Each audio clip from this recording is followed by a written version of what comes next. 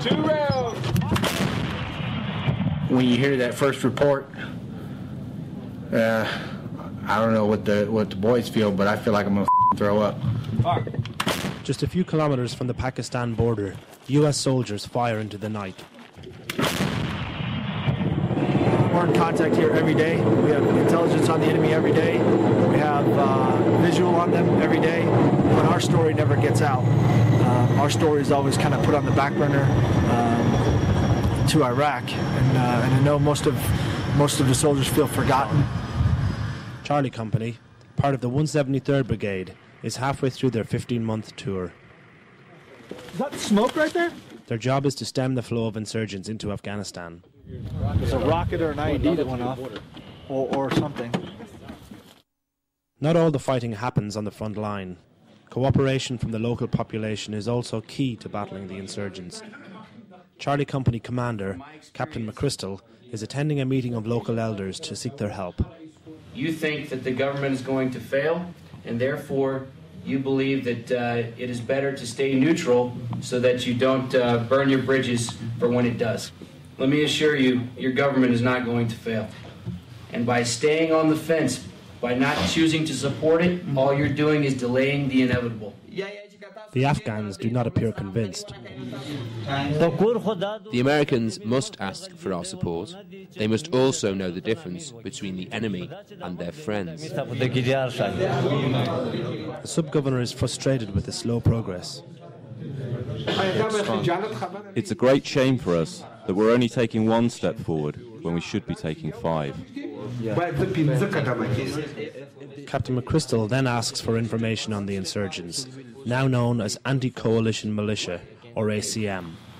All we need from you is to let us know about ACM activity. We'll even pay you for it.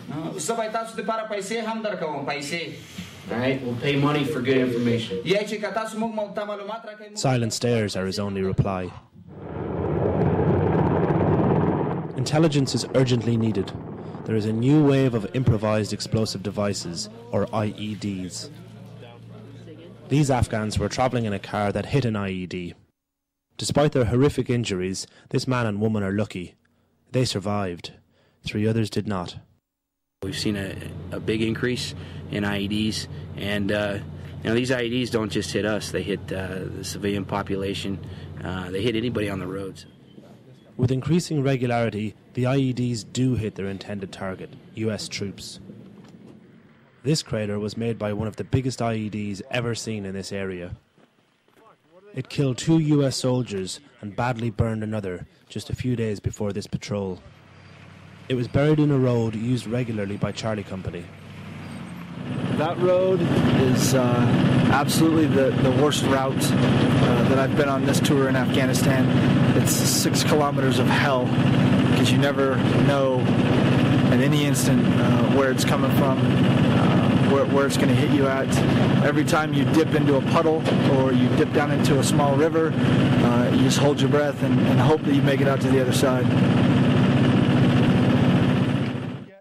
At the end of the road sits their combat outpost, only 4 kilometers from the border. Overlooking a major crossing point for insurgents from Pakistan, its location is crucial. As many as 150 insurgents have been killed here in a single night. This place takes its toll on the soldiers from Charlie Company, who man the outpost. It's rocketed almost every day. This tent is kind of the result of one of them. This is like a starry night when you look at it. It hit about 5 feet outside the tent as a recoilless round. Recoilless rounds, those make me want to just myself. Because they penetrate the earth pretty much. We pulled a tail fin out. They were literally armpit deep in there. So you think about that. If it hits a tower, it's going through that son of a bitch. I honestly don't know how to describe other than a little bit of nausea and a whole lot of adrenaline and a little bit of talking to God. That's about. I don't know how else to describe it, really. Back at the main base, a highly ritualized ceremony begins. Ready? The men from Anvil Troop say goodbye to the 2 soldiers killed on the road to the combat outpost. On the 12th of November, we lost 2 great warriors. We lost a troop commander and his gunner, and it hurts.